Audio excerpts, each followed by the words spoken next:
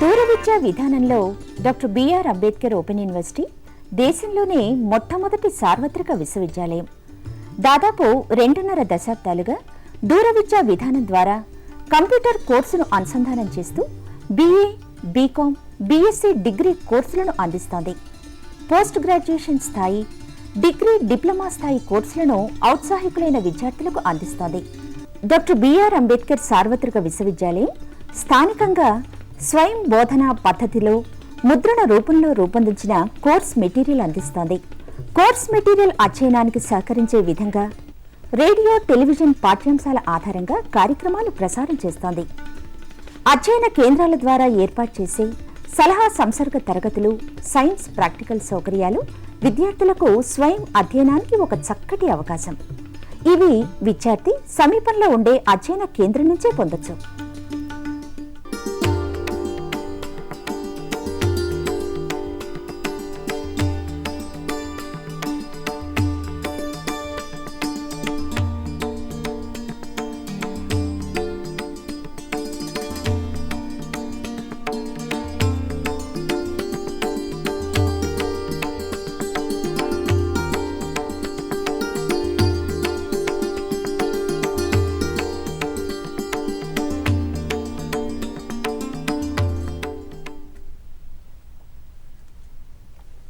Students, welcome to this program.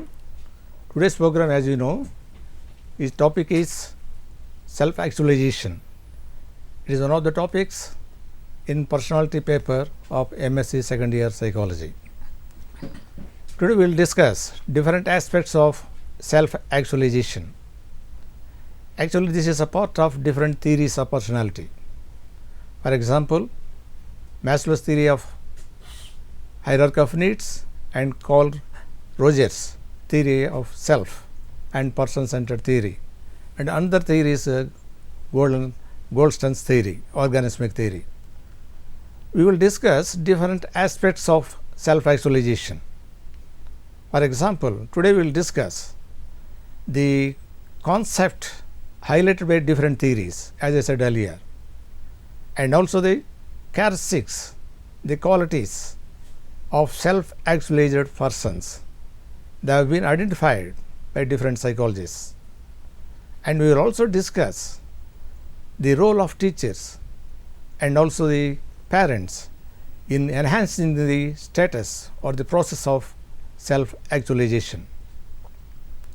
This is an important and interesting topic both for students and also non-students like teachers, parents and professionals.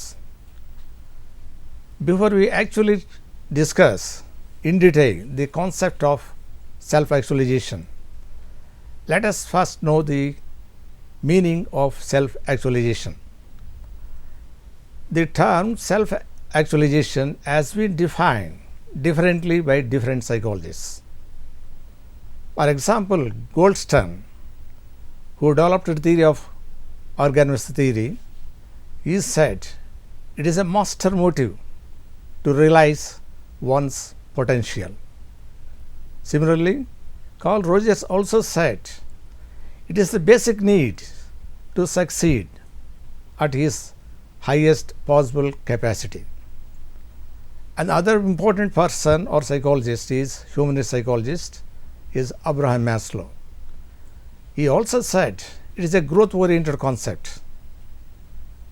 It is the internal growth or intrinsic growth of what is already present in an individual. A dictionary has also, for example, as Webster's dictionary, is simply is said it is a process of developing fully and using the abilities. It highlighted two terms: fully developing the capacities and using the abilities. And also there is another psychologist, Adler, who developed the theory of individual psychology. He also spoke about the self-actualization in a different, by using different terminology. He said striving for superiority.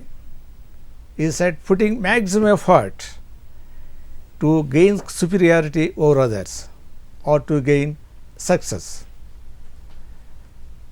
See, all these psychologists said this is inherent capacity. People have inherent capacity, and this is a basic motive.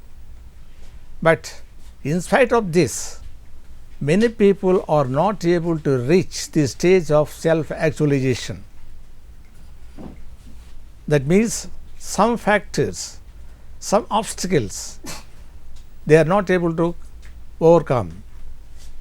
And the Abraham Maslow said, only 1 or 2% of the people, only 1 or 2% of the people are reaching the stage of self-actualization. That means most of people fail to reach the stage of self-actualization. They remain ordinary people. So we will discuss in detail now. So before we discuss, a piece of information to the students. The first part of the discussion for about 30 to 40 minutes, we will discuss different aspects, and the second part, that is 20 minutes, that is for question time. Questions are welcome from students. They can get clarification from the experts, and we can call us on the number. Please note the numbers: 040 2703 1431. One more number: 040 2703 1431. And the third line is 040 2703 1433. Now we will start the discussion. I will also happy to introduce our experts. One is Dr. Swati, he is head of the department from Usmania University, Department of Psychology, and another expert is Dr. Venkateswara Rao, he is also from the Usmania University. Now we will start our discussion. As I said this earlier, there are different theories that highlights the concept of self-actualization, and the important theory in this aspect is Maslow's hierarchy of needs. Dr. Venkateswara Rao, will you please explain the role of or the theory of Maslow in relation to self-actualization? Dr. Venkateswara Rao. In self-actualization, completely the theory is based on Maslow's hierarchy of needs. Maslow is one of the important psychologists in humanistic psychology, or we can call it as modern positive psychology. According to Abraham Maslow, each and every human being tries to attain certain needs, to achieve certain needs. The needs can be arranged in a hierarchy. Originally, when the theory was developed in 1940s and 50s, Maslow arranged all the 5 needs in a pyramid shape. If we take the help of one visual, we can try to understand the hierarchy of needs more clearly. You can see the visual in that the bottommost is physiological needs or biological needs. In biological needs, like air, water, sleep, rest, which are must for the individual. That means, if these needs are deprived for a certain period of time, the individual would die. So, biological needs or physiological needs are must for survival of the individual. The next level of needs comes to safety or security needs.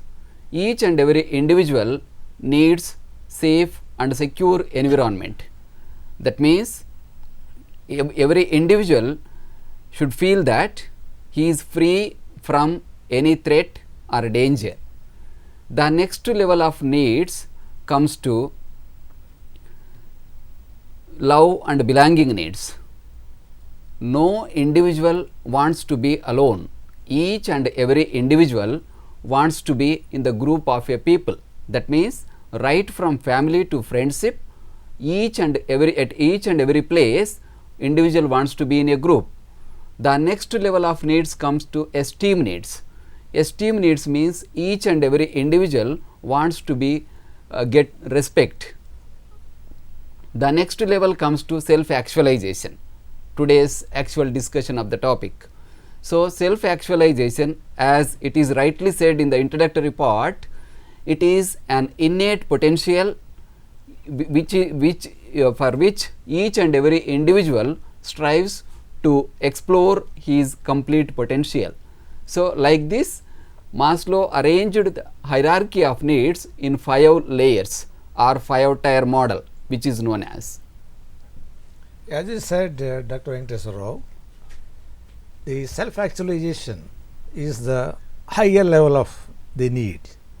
To reach that higher level, as you said, one has to satisfy the lower level needs. For example, the physical needs, he has to satisfy, then the social needs, and also the esteem needs. This is the conditions required for reaching the self-actualization. Dr. Swathi, will you please throw more light on the concept of sexualization, especially the term used by the Maslow? Okay. So, this is very important theory and it is a humanistic theory. Probably in the present day situations, whether it is related to the workplace or at the home front or in the school or college environment, this concept gains very momentous force. The reason is, like, everyone wants to aspire for the higher positions or higher needs or higher goals. But when we aspire for the higher needs, we should also see whether the basic needs are fulfilled or not. Suppose, like, if the basic needs are not fulfilled, naturally, like, the concentration will be confined only to the basic needs rather than aspiring for the higher goals. So, for example, like, when we look at these needs, there is no guarantee that if we have went to the safety needs or the self-esteem needs, always we have higher needs on these things.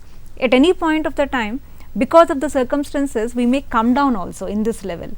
Naturally, like, we have to check ourselves whether continuously all the basic needs have been fulfilled in order to achieve the higher needs.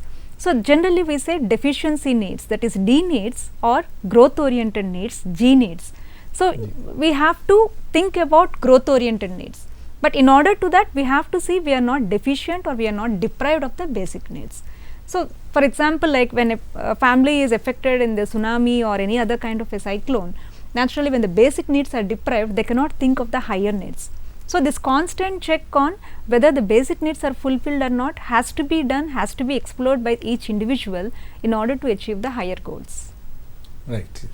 So, this self-esteem is also essential one. Yes. And self-esteem also, the Maslow said there are 2 levels of self-esteem. That one level is higher level and lower level. Self-respect is the higher level, and expecting respect from others, that is a lower level respect. So, this self-esteem, by raising the self-esteem of the people, we can raise the self-confidence, and this is also required to move to the next level, that is called self-actualization. And another theory which also focus on the self-actualization, the Rogers theory. He has formulated self theory. Dr. Swathi, will you please explain the theory of the Maslow? Yeah. Carl Rogers is another prominent theorist who focused on this concept of self-actualization, though he gave a different terminology to this or a nomenclature to this. And he feels like Maslow, everyone has a basic instinct in order to strive for success or in order to achieve the higher goal. So, when we are focusing on this concept of self, like personality, how this self grows, how this continuously has to be nurtured in order to be success in the life, this concept of self-centered theory has gained prominence. So, he spoke about like 2 aspects of the self, ideal self and the real self. Ideal self is like what every individual wants to be, ideally what they want to achieve, how they want to be, So these things will be focused in the ideal self. But unfortunately, all of us, what we think, what we ought to be, may not be taking place. In reality, various factors may be affecting our thought process, our emotions, our attitudes, and the real self will be different. So Carl Rogers speaks about this two aspects of the ideal self and the real self, and he asks us to check the gap between these two things. Suppose if there is a wider gap between ideal self and the real self, the individual's personality will be affected. The individual will be in a frustrated condition. The individual will be focusing on the momentary situations rather than focusing on the higher end needs. So when we see like Maslow and Rogers, Maslow's things like needs are like step by step needs, yes. whereas the Carl Rogers focuses like our own conditions, the personality development, under what conditions the personality is growing, the childhood experiences, the basic experiences play a vital role. So why this self and ideal self and the real self gap occurs is the childhood experiences, and once again it could be the child rearing practices. So he speaks about unconditional acceptance. When the parents or the people around, or whether the caretakers, if they are staying in any orphanage institutes, what sort of the worth conditions that they are focusing on the individual. So generally it's our day-to-day experiences, like if a child is doing something positive, immediately we praise them, we encourage them, and that is an indication for the child, okay, I am appreciated, I am accepted, whatever I am doing is right. But suppose like if the child is not able to achieve certain things, not to the expectations of the parents, immediately parents scold them or try to avoid the people or try to neglect the children, or sometimes maybe using the punishment. So sometimes what happens, the child learns, in order to please others, I have to meet the expectations of the people around. But always meeting the expectations of the people around is not correct. Sometimes they may not be as per our needs, desires and wishes. So this will create a conflict for the child, whether I should be as per the expectations of myself or as per the expectations of the others. So when the parents are able to give unconditional acceptance, or the caretakers are able to give this unconditional acceptance, the child will be developing in the role of ideal self. But when this incongruence occurs, there will be a personality disorganization. And most of the people who are experiencing psychological problems today in their day-to-day life is because of this wide gap of incongruence. So this has to be focused upon. So another condition which he mentions is empathy. We have to be empathetic, especially with the children. When you are nurturing them, every child will not be unique, every child will not be similar, every child is unique. So you cannot compare them, you cannot expect the same kind of an performance from the others. So naturally, being empathetic to the personality of the child, to the abilities of the child, and then bringing about their worth, that would be a most ideal thing. And similarly, the third factor is the congruence or genuineness. To what extent we are genuine in our bringing up of the children, or in the care that we are providing to the children. So if these three conditions, unconditional positive regard, empathy and genuineness or congruence, are shown towards the people around, this gap between ideal self and real self will be narrowed. So this is one of the important concepts given by the Carl Rogers. Yeah, you clearly said, Dr. Swati, that three things are essential for a person to reach self-actualization, according to Carl Rogers, who is a famous counseling psychologist. One condition that he laid down for reaching this self-actualization is unconditional positive regard that he has to receive from the family and from other people, friends and other people. And second condition, as he said, is incongruence or congruence. See, we have different selves. Every person will have different self, ideal self and also the real self. So as the wider the gap, as he said, between the ideal self and also the real self, it will lead to the maladjustment of the people. So that will prevent the people from reaching the self-actualization. And third condition is said, the empathy is also required for people to reach the next level. And another theory that we mentioned earlier is the Goldstone theory. She is also German American psychologist. He is the first person to use the concept of self-actualization. Later on, the Maslow has taken up this concept and he has popularized the concept throughout the world. But origin is the Goldstein's organismic theory. And in his theory, he has identified three important elements. One is equalization, and second one is actualization, and the third, the term that he used is coming to terms with environment. According to him, every person continuously strive for the achievement. They try for actualization and they try to realize their actual potential.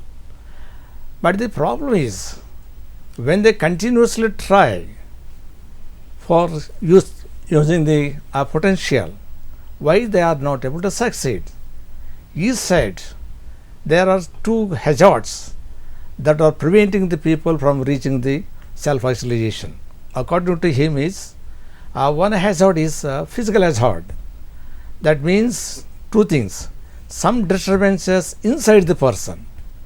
That is disturbance inside the person, he means, for example, disease, ill health, and also the mental health of the people, and his confidence level and other things.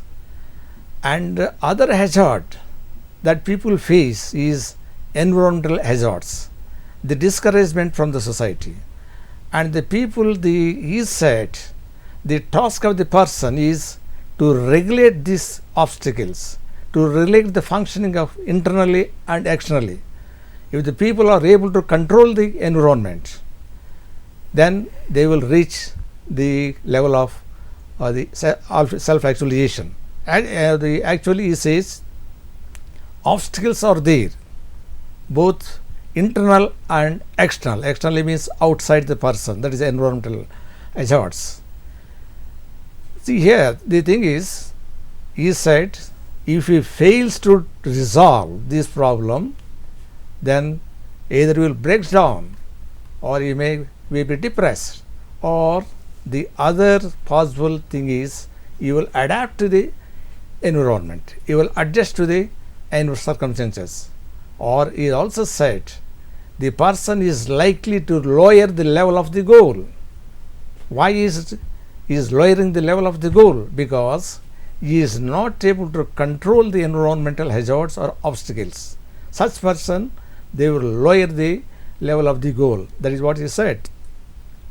Another point that he said is how to realize or how to find out the potential of the person.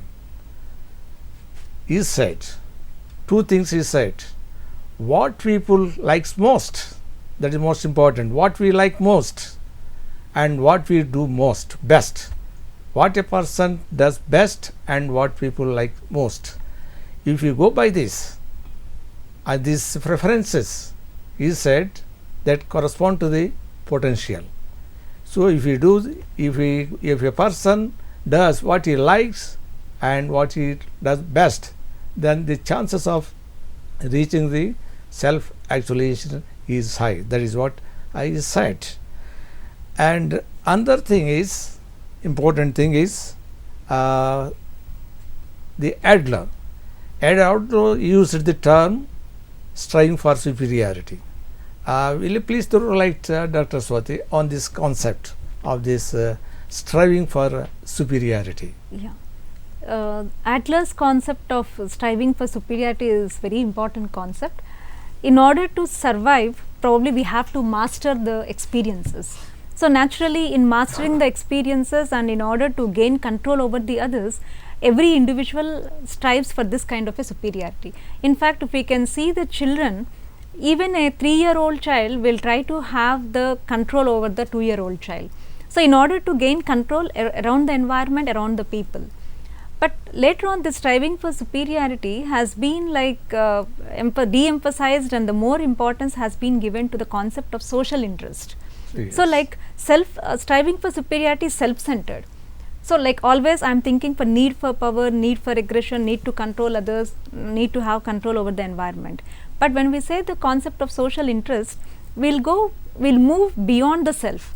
We try to think about the people around, about the society, what should be our contribution. So in this way, like the altruistic tendencies, the pro-social behaviors, these will be gaining momentum, and these are nothing but using our abilities and the potentialities for the others' benefit rather than self-centric or self-centered attitudes or self-centered benefits. So this social interest, probably we have to see that similarity to the concept of self-actualization. Yes, you rightly said that Alfred Adler has used two terms. There is a striving for superiority, that is one. Then later on he revised it. He called it striving for success. As he rightly said, striving for success is with social interest, and striving for superiority is self-centered one. And the other important thing that we have to discuss today is the characteristics of the people. What are the characteristics of the self-actualized persons? For example, the Maslow, he has done extensive research to identify the characteristics of self-actualized persons. He has studied the lives of great people, not one or two, a number of people he has studied. For example, he has some of the exemplary personalities whom he studied are the Abraham Lincoln. All of you know he is the president of America, and Thomas Jefferson is also another president of America, and Jane Addams is another person. He is a Nobel laureate, is the first woman Nobel laureate in America, and social reformer. And another woman subject is Eleanor Roosevelt. She is a famous diplomat and the wife of President Roosevelt. And the other person, great scientist, and whom he has taken up as a subject or studied, is Albert Einstein. He has studied, and like that he has identified different great people or exemplary personalities, and studied them and identified different the characteristics. And similarly, the Carl Rogers, he has also identified the characteristics of the self-actualized people, but he has used a different term for self-actualized person. Here, for the term he used for this is fully functioning person. Will you please explain, Dr. Venkateswara Rao, will you please explain the characteristics of this fully functioning person? So before we discuss the characteristics of fully functioning person, we will take the phone. There is a phone call. Hello. Hello. Hello. Yes. Hello. Hello. Good afternoon. Good afternoon. Ask your question, please. Hello. Hello.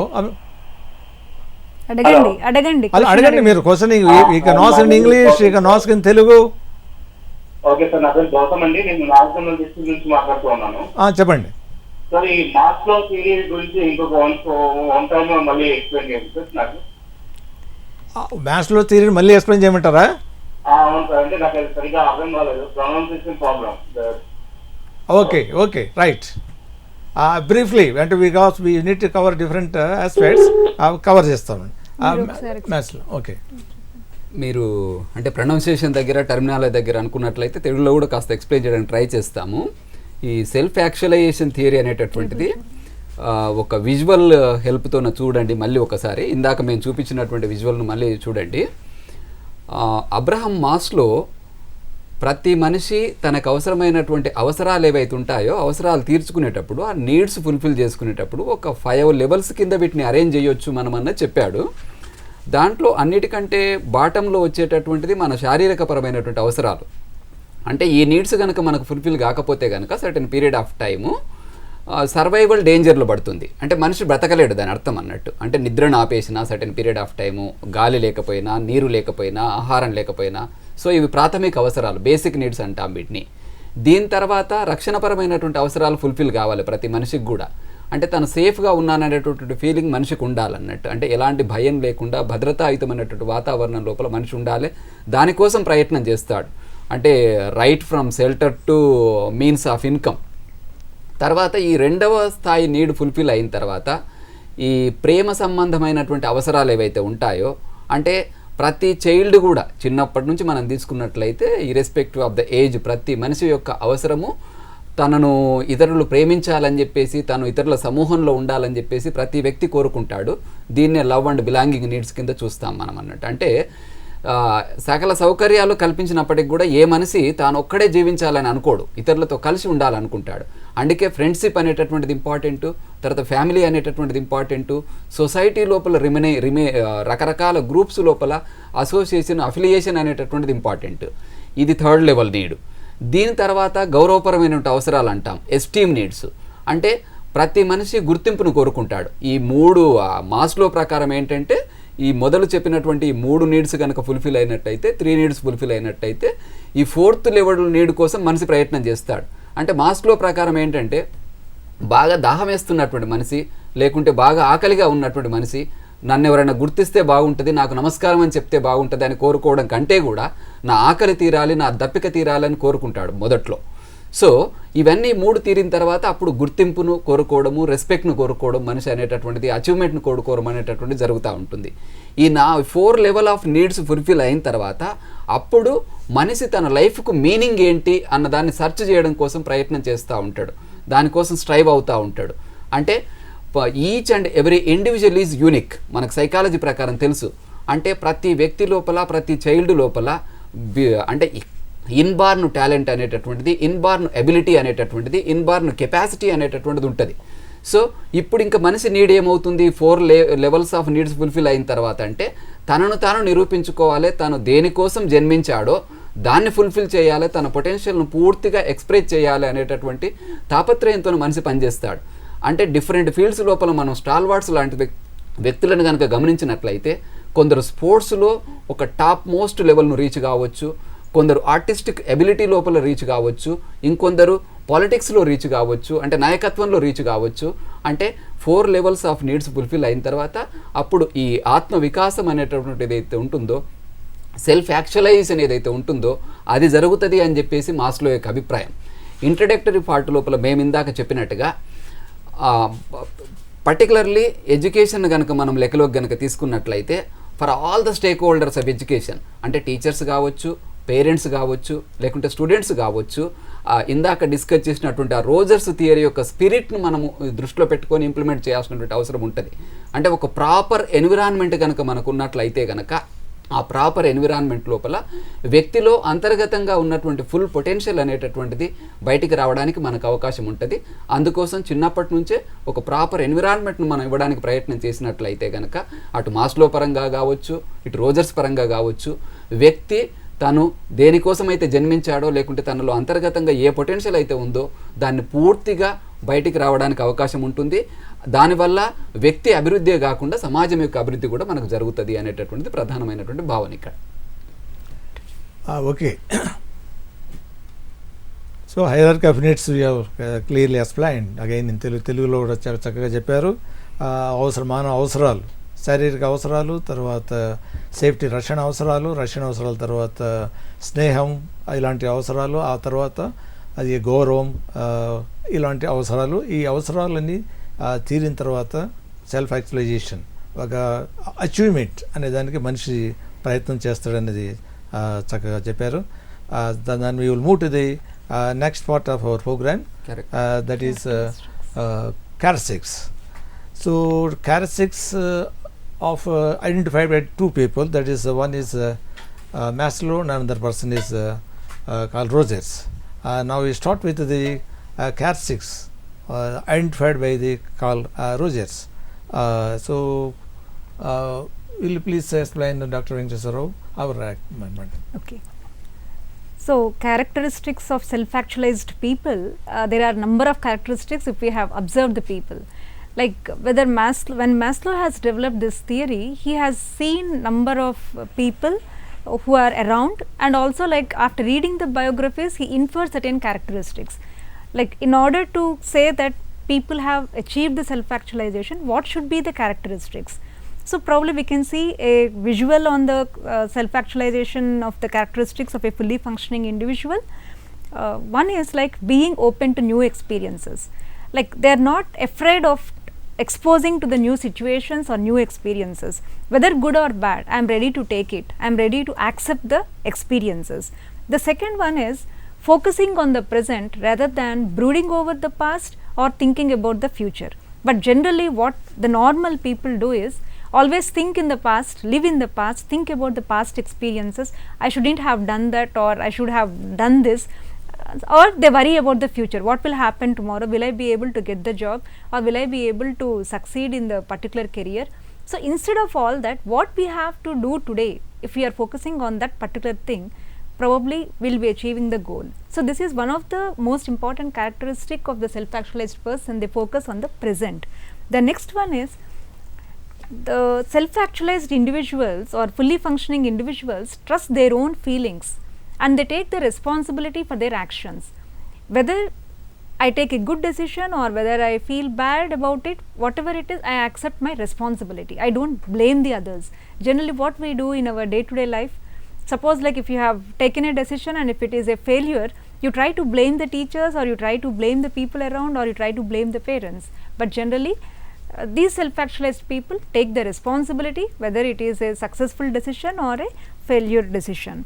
And another important characteristic is they follow the rules and regulations, they are conventional to some extent, but at the same time they are also deviating from the confirmed conventional rules and regulations if they feel it is very vital in order to showcase their talent. So, these are some of the characteristics of the fully functioning individual, but at the same time being creative, having some sense of humor, ready to accept others, these are also some of the important characteristics and posed by the fully functioning individual. So, as you said, the people, some of the characteristics which you said, you clearly explained. As you rightly said, the people mostly they live in the either in the past or in the future, forgetting the present. That is what that should not be done as per the Maslow's theory. We should live in the present fully, do to something great in future. And similarly, the Maslow also identified the characteristics of the self-actualized person or the successful people. Dr. Venkateswara Rao, will you briefly explain the characteristics identified by the Maslow? Okay. When we want to see the characteristics of fully or self-actualized person which are given by Abraham Maslow, first we have to understand one point: all these characteristics are present in each and every human being. The only thing is, all these characteristics we can find at higher level in self-actualized people. Self-actualization is not a product, it is a process. So, there is no perfection in any one of these characteristics. As we pointed out in our introductory part, self-actualization means doing one's best. So, all these characteristics we can observe in the self-actualized people at highest level, that means according to that particular individual.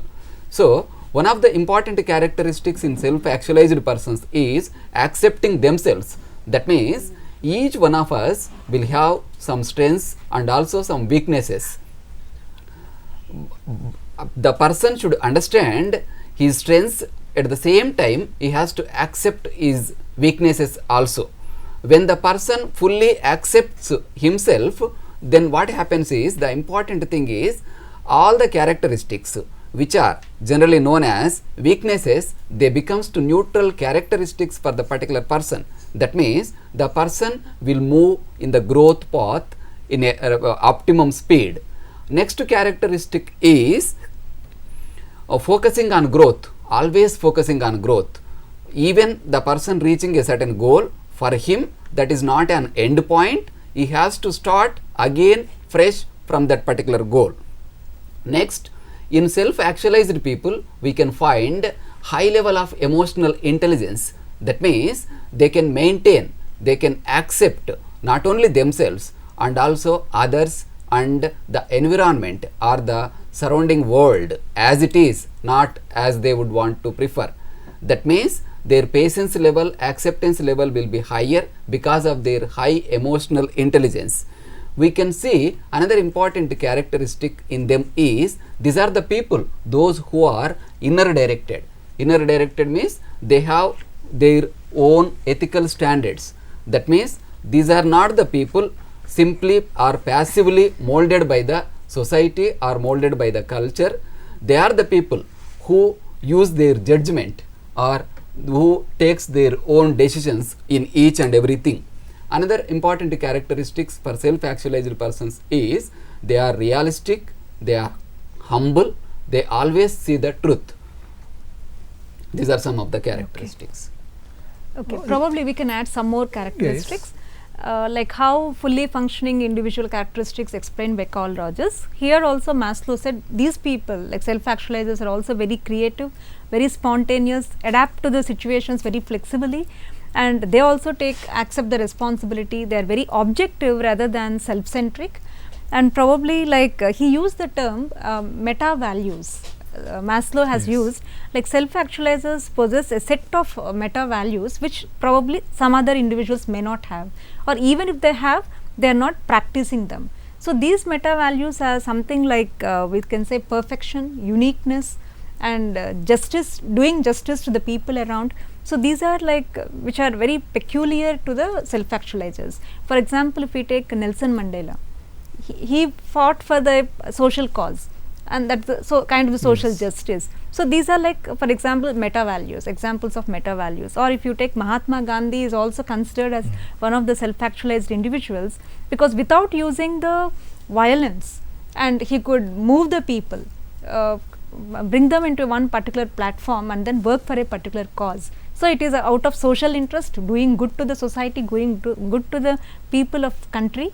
So like these are like some of the qualities that they possess, and these people also try to be deviate from the conventional rules if necessary, if they feel like it is really important to come out with a good result. So these are some of the other qualities apart from whatever he has mentioned. There are some more characteristics identified by the Maslow. As he already said, they are humorous, they find humor in everything, and other thing is they maintain good human relations. And another important thing here is, though they have wider network, they have very good network with all people, but the important thing is they maintain intimate relationship with only few. You will not be very close to all people, but they maintain wider network, but they will be close with only few people. That is one. And another characteristic of a self-actualized person is they are very natural, they are simple, and they are spontaneous. And the other aspect of our discussion that we want to focus today is how to enhance the process of self-actualization. All of you, all psychologists have agreed that people have inherent capacity, inherent ability, inherent potentiality to reach self-actualization, but the people are not able to reach that because of various obstacles, either internal or external. So here, for example, the Maslow said two things are essential for self-exploration. One is self-exploration and action, and Carl Rogers, as Madam already said, two things or three things important for self-actualization, that is unconditional positive regard and congruence. These things we have to change the process. The teachers and also parents, they have a large role to play. Now we will discuss the role of the teachers and also the parents in enhancing the process of self-actualization. Now we start with the parents. How the parents or what the parents can do to enable the children to reach the stage of self-actualization. Dr. Swati. Yeah. So before mentioning like what the parents' role is in order to make the children more self-actualized in the coming years, we have to bring the reference of Erikson also here. If we go back to Erikson's theory, in the last stage there is a conflict faced by the individuals, integrity versus despair. Yes. That is whether I had lived a meaningful life or meaninglessness in the life. In order to avoid that particular conflict at the end of the life, probably the seed lies in the childhood itself. Yes. So that is like, again, as we have mentioned, it is in the hands of the parents and the Parents, teachers. nice. So if you say like as parents, what we have to do? So one concept given by Rogers is when we are bringing up the children, parents use lots of masturbation. Masturbation is like you must get the Yes. first rank, you must get 95%, or you must always be the topper, you must be the wonderful child. So always must, when we are saying like you under the conditions, under these conditions, if you are able to be successful, only then you are a good child, or you are my child, or I am a proud parent, we are sending a wrong notions to the children. So here the parents have to think how they have to relate to the child, how they have to bring the child. If you look at the parenting styles, I think most of us aware authoritarian, authoritative, democratic, permissive parent. So like everything, every particular style has its own advantages and limitations. Especially if you are a very authoritative person, always you are questioning the child, you are trying to snub the child, you are only trying to be very critical to whatever the child is doing it. But suppose if you are permissive child, you are too much of giving liberal or being lenient to the children, whatever they want you are ready to give. When the child wants to go to, nowadays we are seeing the children also from the high school or much below that, they are enjoying the birthday parties in the hotels. Okay. So, but to what extent we have to permit the child? If we are permitting, to what extent we have to restrict the timings? So, these also have to be focused upon by the parents. So, we should not be over permissive, we should not be very authoritative. And the remaining two things we have seen, that authoritarian, authoritative and the democratic. So, when we are giving the orders, if we are also giving the reasons why we are asking you to do or why we are asking not to do, the child will be able to understand that mother likes me, but she is taking care of me, or mother says what is good to me, so I have to listen to them. So, there is no question of controlling the child, it is only making the child reason out, understand why and what the parents are saying. And democratic, always involving the children to take decisions whenever like they are capable of understanding the things, making the children being participatory in making the rules and regulations of doing the homework, or probably take like etiquette, dining etiquette, or in any kind of the social interactions, what to be done, what not to be done. If the children are also made the participatory, I think the child will understand my mother likes me as what I am or who I am. So, there is no conditions under that. So, this kind of a attitude in the parents must come, and they should understand that we have to be empathetic to all the children. We cannot compare the two children in the same home. You are giving the same environment, same kind of an exposure, but still one child may be very intelligent, the other child may not be doing well. The reason could be here their own personality differences or their own differences in the abilities, that the parent must understand and try to encourage the child accepting whatever the child is. So, if the child is poor, let us see poor in mathematics or poor in some other subject, let us see like how we can encourage the child, make the child perform better, rather than comparing unrealistically with the children in the same home or with the neighbor's children. And similarly, this is called like accepting the child as it is the unconditional positive regard, at the same time being empathetic.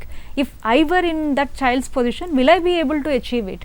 Unfortunately, most of the parents, whatever they could not achieve as a child, they want to see it in their child. So, the problem lies there. And then trying to be very genuine, try to help them out, try to relate to them, make them, you disclose your own experiences, make the child get motivated, or try to understand that everyone will have similar problems, so that the child will be able to share the experiences. The moment the child says something, if we say only you are complaining, your sisters are doing it, or your friends are doing it, or your cousins are doing it, so you do not give me any complaints, whatever the problems the child experiences, probably they may not be able to share it freely and openly with the parents. So there the personality stops, because the child starts developing the secretive things, secretive tendencies. Yes. Anyway, my parents don't understand me, why should I? So the ideal self and the real self conflict once again occurs there. So I think parents also, they have to be friendly, at the same time see like in what way we can really be strict with them to some extent, giving them the reasons why they have to be strict. So I think these three conditions, whatever the Rogers have mentioned, I think they need to really practice it Yes. in the real life. So naturally their children will be in the coming years working for the self-actualizing tendencies. You have clearly explained what the parents can do. One psychologist rightly said, the greatest gift that a parent can give to his children is giving time and positive attention. And these concepts are also found in Adler's theory. He used the pampered children and neglected children. They find it difficult to reach the stage of this striving for success. And he has also, one psychologist said, a misbehaving child is discouraged child. That means when he is constantly discouraged from doing things, that child become a problemsome child. So similarly, we can also discuss briefly the role of teachers in enhancing the self-actualization process. Dr. Venkateswar Rao, will you please say something on the role of teachers? Okay. Teachers and parents both play complementary roles in the self-actualization process. As Dr. Swati rightly said, nowadays each and every parent focus more on you have to do must like this, like this, like this, like this. There the problem is we can synthesize all this point in one word. We can call it as ideal child syndrome. That means child should be perfect in studies, child should be perfect in sports, child should be perfect in arts. Whether it is possible or not, we have to see in that. Depending upon the unique talent of the child, we have to encourage, we have to give the support to the child at school. So teacher role here is, teacher should provide safe and secure environment in the classroom for the learning process. Next thing is, teacher should give optimum opportunity for the child to express or experience the unique potential of the child. When teacher wants to fulfill the needs of love and belonging needs, they have to celebrate some events in the school. That is also important. Finally, one point here is, each and every teacher should stop, they have to stop to measuring the child with reference to other children. That means each and every child is unique. They should not be compared with other children. They should be provided optimum opportunities to develop according to their inner abilities. This is one of the important thing from teacher's side. Right, the teachers, what the teachers can do, especially the teachers can provide more and more successful experiences for each and every student. If they have more and more successful experience in a classroom, such students will definitely get more self-confidence, and they will try to achieve more. And actually teachers play a larger role in promoting the concept of self-actualization.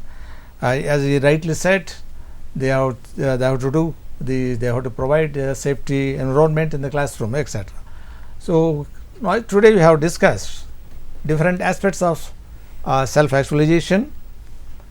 We have discussed different theories which have highlighted the concept of self-actualization, and also the characteristics, some of the characteristics identified by different psychologists, and we have also discussed the role of teachers and also the parents in enhancing the process of self-actualization.